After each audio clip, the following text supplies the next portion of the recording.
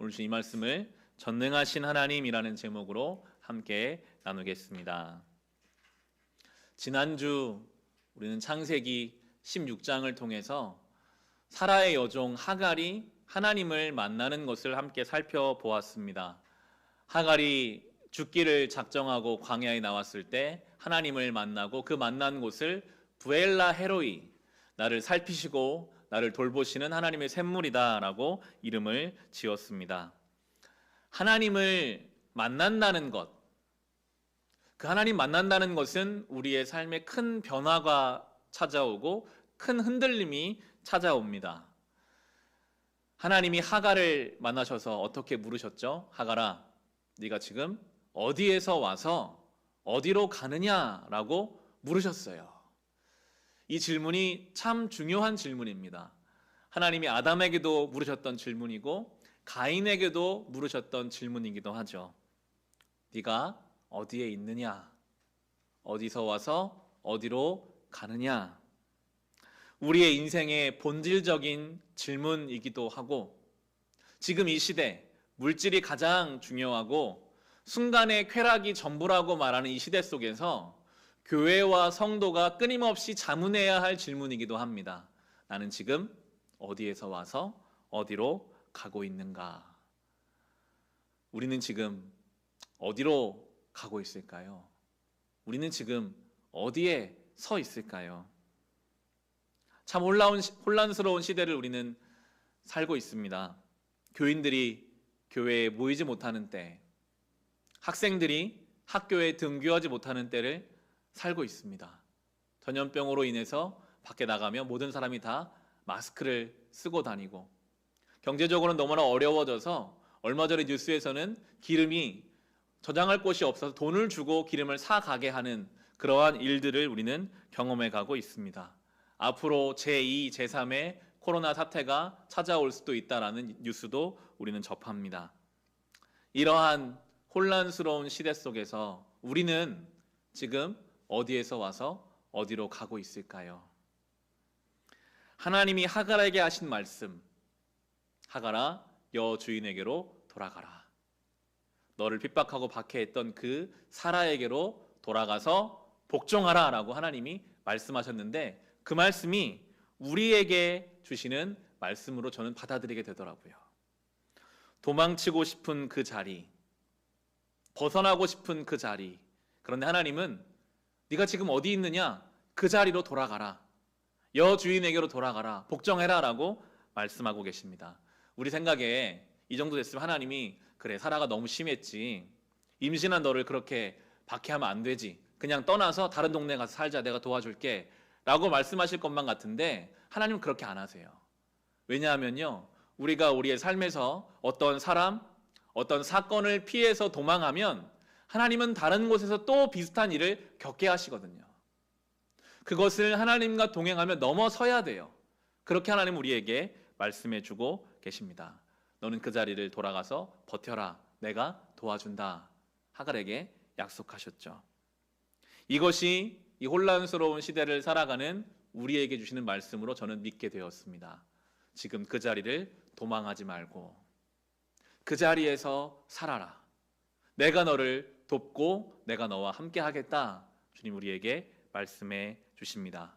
나를 보내신 그곳, 나를 살게 하신 이 때가 하나님이 나에게 주신 사명이요, 나에게 주신 십자가인 줄 믿고 우리가 이 길을 걸어갈 때에 우리는 부엘라 헤로이, 나를 돌보시고 살피시는 하나님을 만나고 경험할 줄을 믿습니다.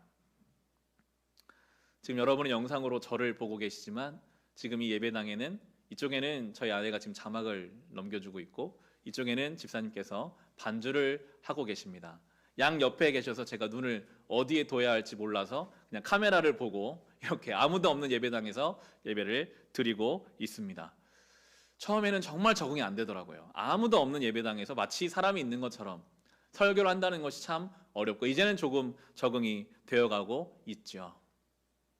언제 다시 예배로 모일 것인가에 대한 고민, 예배를 중단하는 것도 참 어려웠는데 다시 모이는 것도 고민이 되는 때예요. 주중에 목회서신을 보내드렸지만 그 목회서신을 적는 그 중간 즈음에는 많은 교회 홈페이지도 가서 보고 아는 목사님들과 많은 통화를 했었습니다. 어떻게 하는 것이, 언제 다시 모이는 것이 좋을까?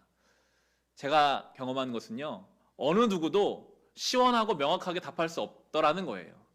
앞으로 우리가 어떻게 될지, 교회가 어떤 방향으로 가야 할지, 어떻게 하는 것이 옳은지 아무도 모르는 때를 살고 있는 이때에 이 말씀, 너의 자리를 도망가지 마라.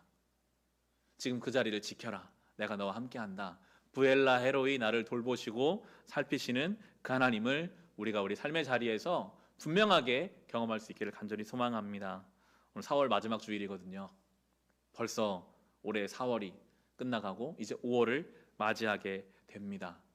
바라기는 저와 여러분이 이 혼란스러운 때에도 우리를 살피시는 하나님이 나와 함께 하시는 줄을 믿고 그 자리를 도망하지 말고 불평하지 말고 살아낼 수 있기를 주님의 이름으로 축원합니다.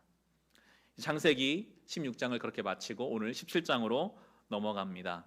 아브라함과 사라가 하나님 말씀 받고 10년을 기다렸어요. 10년을 기다렸는데 자녀를 주시지 않자 인간적인 방법으로 여정을 통해 아들을 얻었습니다. 이스마엘입니다. 그때가 바로 아브라함 나이 86세였거든요. 16장의 마지막 절인 16절을 보시면 하갈과 아브라함 사이에 이스마엘이 태어날 때에 아브라함의 나이는 86이었다.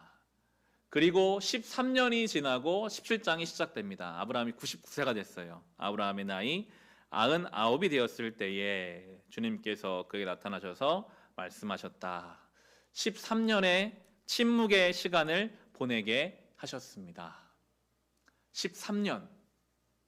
때로 우리가 신앙의 길을 걸을 때 아무 일도 일어나지 않는 하나님의 침묵을 우리가 경험해야 할 때가 있습니다. 하나님은 침묵하시고 오직 인간적인 방법만이 있을 때가 있어요. 이 13년은 어떤 시간이었을까요? 인간적인 방법으로 벌인 일들이 지금 이루어지고 있죠. 이스마엘이라는 아이는 자라나요. 사라가 자기 여종을 얼마나 학대했는지 임신한 하갈이 집을 떠났을 때 난리가 났지 않았겠습니까? 어디 갔냐? 그런데 돌아와서 아이를 낳았더니 아들을 낳았어요. 사라의 마음은 어땠을까요? 내가 평생을 얻지 못한 그 아들을 내 여종은 이제 얻었구나. 아마도 이스마엘이 태어나면서부터 하갈과 이스마엘의 지위는 상당히 달라졌을 겁니다. 누가 봐도 그 온 집안에 이제 저 아브라함이 죽고 나면 이스마엘이 상속자가 될 거잖아요. 그러면 당연히 그 생모인 하갈에 대한 대우도 눈빛도 다 달라졌을 것입니다.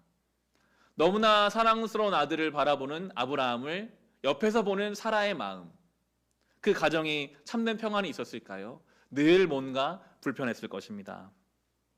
13년의 시간은 그냥 살기는 살지만 하나님의 침묵 속에 인간의 방법으로 결론 지어진 그 가정에는 평안이 없어요. 알 수 없는 미움과 원망과 다툼만이 있습니다. 무언가 불편합니다.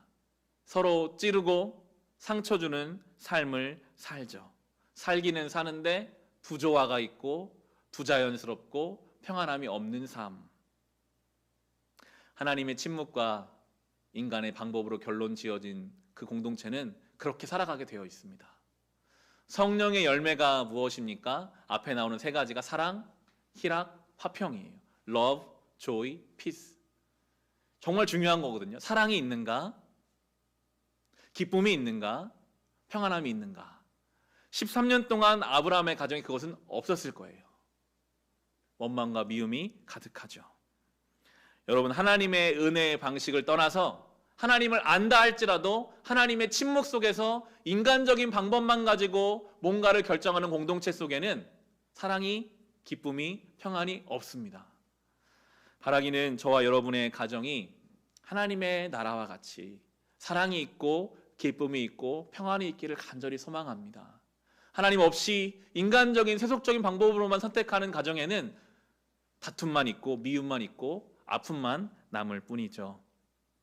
감사한 것은 그러한 아브라함을 다시 하나님이 13년 만에 찾아와 주셨다는 것입니다. 아브라함이 이제 99세입니다. 다 포기했을 거예요. 그래, 내가 이스마엘 하나 가지고 이제 살아야겠다. 13년 동안 하나님과 어떠한 관계가 없었을 때 이제 아브라함의 신앙은 아마 잠자고 있었을지도 모르겠습니다. 내가 예전에는 참 믿음이 좋아서 하나님 말씀 듣고 내가 가나안 땅에 왔었는데, 내가 정말 믿음으로 내 조카 롯을 그렇게 구하고 멋지게 내가 11조를 그 멜기세덱에게 주었었는데, 이미 추억이 되어버린, 자기의 신앙이 잠자고 있는 것 같은 그 아브라함과는 달리 하나님은 한결같으세요. 하나님 약속은 신실하세요.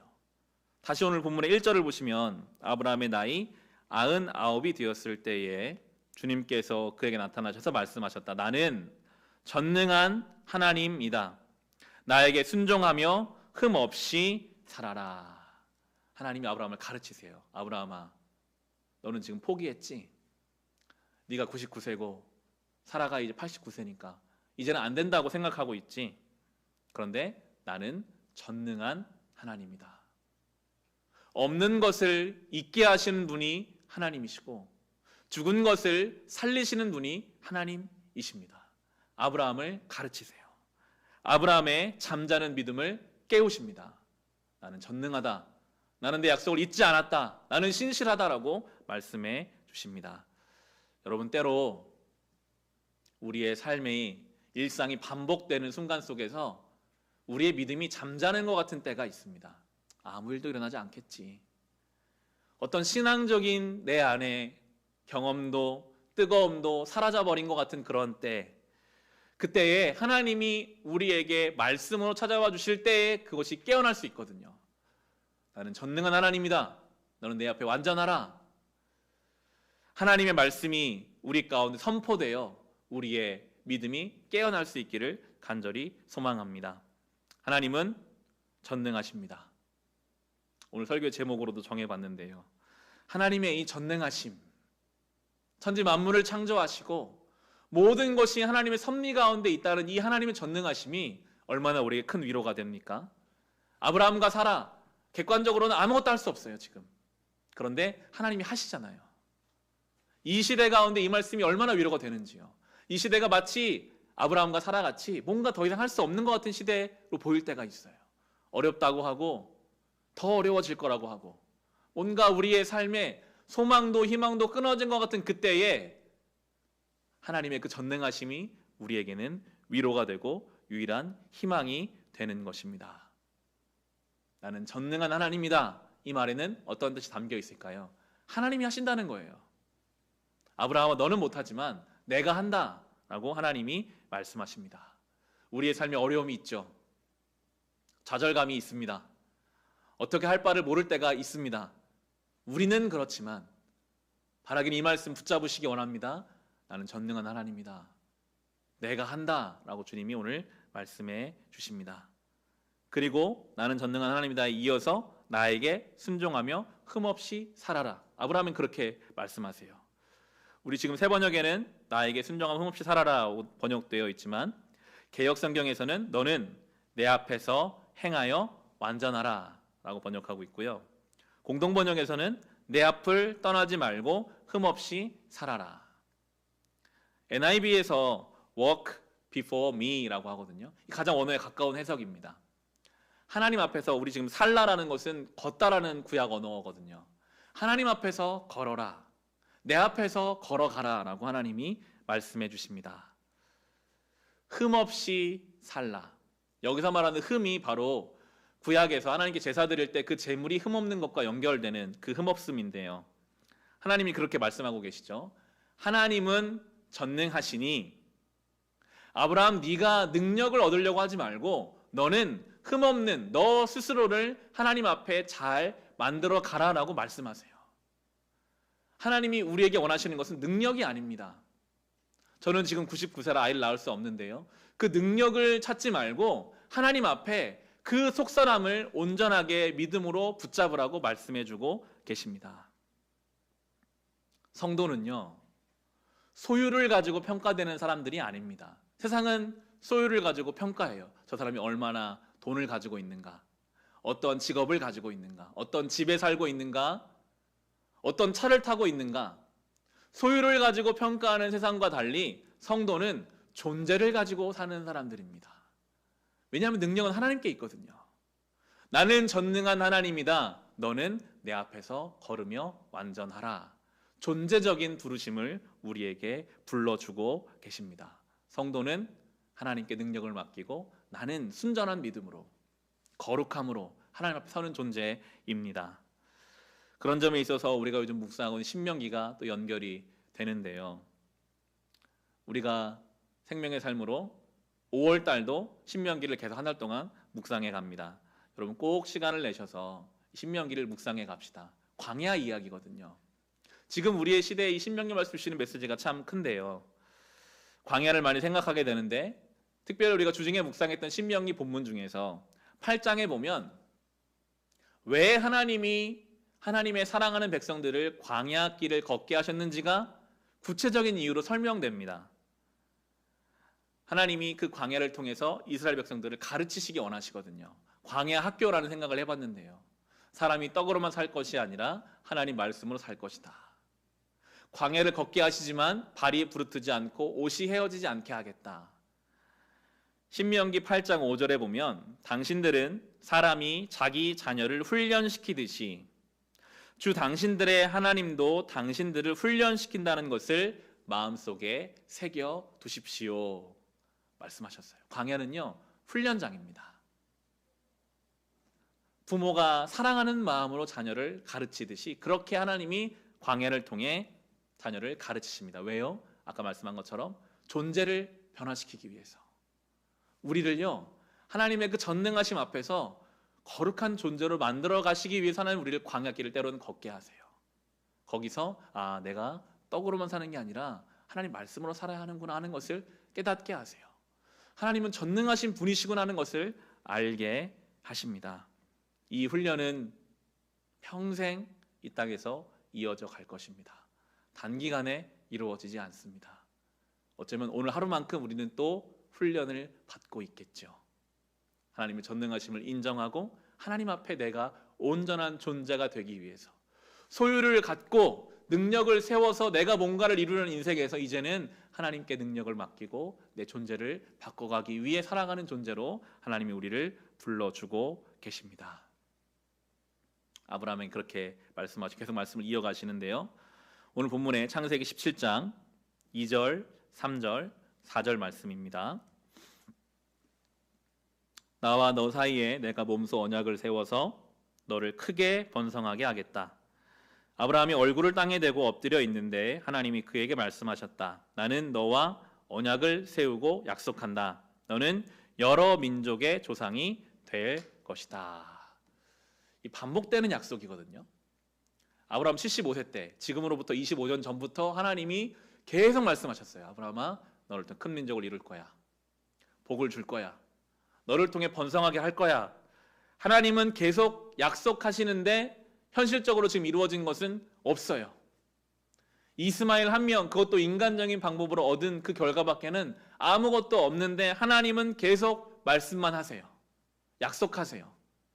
아브라함이 하나님 약속을 제대로 믿지 않았다는 것이 이어지는 17절, 18절을 보면 아브라함이 이렇게 대답하거든요. 17절, 18절에 보시면 아브라함은 얼굴을 땅에 대고 엎드려 웃으면서 혼잣말을 하였다. 나이 100살 된 남자가 아들을 낳는다고? 또 90살이나 되는 사라가 아이를 낳을 수 있을까? 아브라함은 하나님께 아뢰었다. 이스마엘이나 하나님께서 주시는 복을 받으면서 살기를 바랍니다. 반복되는 약속, 그러나 아무런 변화가 없는 자기의 현실 속에서 아브라함은 이미 포기했어요. 내가 어떻게 아들을 낳는가? 그냥 이스마엘은 잘 됐으면 좋겠습니다. 하나님께 그렇게 이야기하죠. 그런데 이러한 아브라함의 마음과는 관계없이 하나님은 당신의 그 신실하신 약속을 하나하나 이루어 가시고 아브라함의 이름을 바꿔주세요. 5절 말씀 보시면 내가 너를 여러 민족의 아버지로 만들었으니 이제부터는 너의 이름이 아브람이 아니라 아브라함이다. 우리 성경에는 주가 달려있죠. 아브라함은 존귀한 아버지에서 아브라함, 많은 사람의 아버지로 이름을 바꾸어 주십니다. 성경에서 이름을 바꾼다는 것은 그의 존재를 완전히 바꾼다는 것입니다. 우리가 이후에 야곱이 이스라엘 바뀌는 것도 살펴보겠지만 이름을 바꾼다는 것은 그의 존재를 바꾸신다는 거거든요. 하나님의 지속적인 약속의 말씀이 심지어 아브라함도 깨닫지 못하는 새에 그의 존재를 바꿔가요. 아브라함에서 아브라함으로 바꿉니다. 여러분, 이것이 살아있는 신앙생활이거든요. 반복적인 하나님 말씀이 우리의 삶에 들려와요. 말씀은 들려오는데 삶은 변화되는 것 같지가 않은데 그 말씀이 우리의 존재를 바꿔가십니다. 성경이 우리에게 무엇을 말씀하십니까? 하나님이 살아계신다. 하나님이 나를 사랑하신다. 하나님은 전능하시다. 그 하나님이 십자가에서 나를 위해 죽기까지 나를 끝까지 포기하지 않고 사랑하신다. 우리가 어릴 때부터 교회에서 들어왔던 이 말씀, 그 말씀이 계속 우리에게 들려올 때 내 눈으로 볼 때 현실은 아무런 변화가 없는 것 같이 느껴져도 우리의 존재가 바뀌어져 가고 있습니다. 하나님의 자녀가 되고 하나님의 백성이 되어 가는 것이죠. 주의 말씀이 우리의 영혼 가운데 반복적으로 들려지는 것이 너무나 중요합니다. 그러할 때 우리가 아브라함에서 아브라함으로 그의 이름을 바꿔주신 것처럼 죄의 자녀가 아니라 하나님의 자녀로 우리는 바뀌어가게 될 것입니다. 하나님의 이 뜻을 잘 알지 못하는 아브라함은 하나님께 그냥 이스마엘이나 잘 됐으면 좋겠습니다, 체념하는 듯이 이야기하는데 하나님은 19절 보시면 전혀 다른 말씀을 하세요. 하나님 말씀하셨다. 아니다. 너의 아내 사라가 너에게 아들을 낳아줄 것이다. 아이를 낳거든 이름을 이삭이라고 하여라. 내가 그와 언약을 세울 것이니 그 언약은 그의 뒤에 오는 자손에게도 영원한 언약이 될 것이다. 아브라함 포기했는데 하나님은 아주 구체적인 계획이 있으시죠. 사라를 통해서 아들을 낳을 것이다. 그 아들을 이삭이라고 할 것이다. 하나님은요, 아브라함을 향한 구체적 계획을 가지고 계십니다. 아브라함뿐이 아니에요. 이제 이삭을 통해 야곱을 통해 12지파의 조상들이, 그 12지파를 통해 이스라엘 민족이, 그리고 예수 그리스도와 우리에게 이르기까지 하나님의 계획이 구체적으로 있음을 우리에게 말씀해 주시는데 아브라함 듣기에는 허무맹랑하죠. 말도 안 되는 이야기다. 내가 어떻게 아들을 낳는가? 하나님은 사라를 통해 이삭을 주시겠다라고 구체적인 약속을 해가고 계시고 우리가 살펴보겠지만 그 약속은 그대로 이루어지게 됩니다. 우리의 믿음 없음보다 하나님 약속의 신실하심이 더 강력해서 우리를 붙잡고 가세요. 아브라함이 받은 이 자손의 약속에 있었다면 우리가 하나님께 받은 약속은 무엇이 있을까요? 이 성경 전체가 바로 우리를 향한 하나님의 약속입니다. 구약, 신약이잖아요. 하나님의 약속. 올해를 시작하면서 우리 교회가 교회 공동체를 함께 받은 약속의 말씀이 있다면 바로 창세기 12장에 나왔던 아브라함을 부르실 때 하나님의 그 약속의 말씀이었습니다. 창세기 12장 1절과 2절에 주님께서 아브라함에게 말씀하셨다. 너는 내가 살고 있는 땅과 내가 난 곳과 너의 아버지의 집을 떠나서 내가 보여주는 땅으로 가거라. 내가 너로 큰 민족이 되게 하고 너에게 복을 주어서 내가 크게 이름을 떨치게 하겠다. 너는 복의 근원이 될 것이다. 송구영신 예배를 드리면서 떠나라, 그리고 가라, 그러면 복이 되게 하겠다, 이 말씀을 함께 받았어요. 우리가 붙잡아야 할 약속입니다. 떠나야 할 자리를 주님 앞에 떠나야 합니다. 특별히 이렇게 불확실한 미래 속에서 끊임없이 몰려드는 두려움과 불안함의 자리를 우리는 떠나야 합니다. 믿음을 향해 나아가야 합니다. 예배의 자리, 말씀 앞에 여러분이 계속 가시다 보면 분명히 있어요. 너 지금 그거 떠나야 돼. 그 자리, 그 생각, 그 태도를 이젠 버려야 돼. 그리고 여기까지 와야 돼 라고 하시는 주님의 약속이 있습니다. 어렵죠? 그때마다 주님의 도우심을 구해야 됩니다. 주님, 제가 떠나고 싶은데 잘 안 돼요. 저를 도와주세요 라고 간구할 때, 주님, 제가 저렇게 저 길로 가고 싶은데 잘 못 가겠어요. 저를 도와주세요 라고 주님께 간구하며 씨름하며 떠나고 갈 때 우리의 삶이 복이 되고 우리를 통해 주의 복이 흘러가게 되는 것, 이것이 놀라운 복음의 능력입니다. 하나님의 약속을 붙잡으시기를 간절히 소망합니다.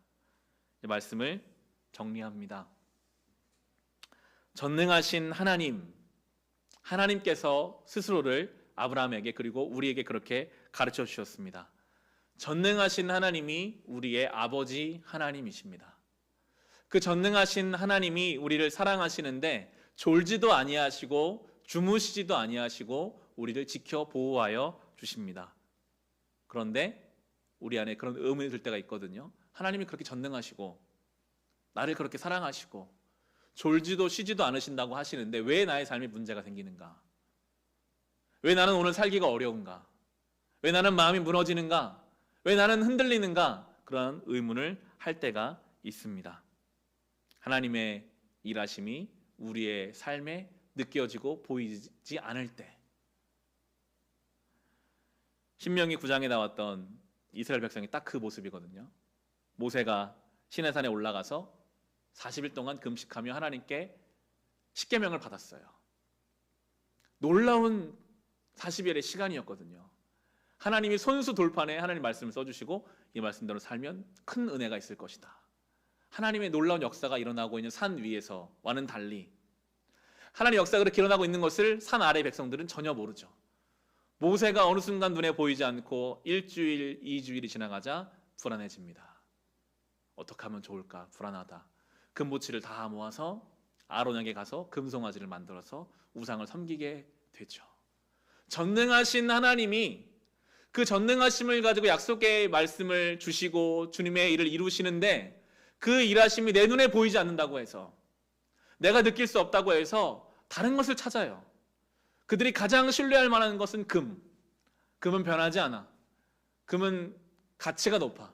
이걸 가지고 송아지를 만들어서 섬기고 있는 그 이스라엘 백성의 모습. 전능하신 하나님을 믿음으로 붙잡지 못하면 다른 것들을 찾게 되고 기웃거리게 됩니다. 아브라함이 10년 동안 약속의 말씀을 기다리고 나서 하나님 믿지 못해서 하갈을 통해 이스마엘 얻은 것과 똑같죠. 성경은 우리에게 말씀하십니다. 전능하신 하나님은 오늘도 우리를 위해 일하고 계신다. 설령 그것을 느끼지 못한다 할지라도, 보이지 못한다 할지라도 죽은 자를 살리시는 그 능력으로 우리 함께 하신다. 그 말씀이 우리의 한쪽에 있고요. 또 한편으로는 금으로 송아지를 만들어서 지금 당장 세상에서 뭔가 가치 있는 그것을 내가 만들어서 붙잡지 않으면 나의 삶은 흔들릴 거야. 끊임없이 이 두 가지 사이에 우리가 있습니다. 우리는 전능하신 하나님을 믿음으로 기다려야 합니다. 그 전능하신 하나님 앞에 우리가 거룩하고 순전한 믿음으로 온전하게 서야 할 것입니다. 그렇게 그 은혜를 가지고 전능하신 하나님을 묵상하며 이 4월 한 달을 잘 마치시고 새로운 5월을 온전히 시작할 수 있으시기를 우리 주님의 이름으로 축원합니다.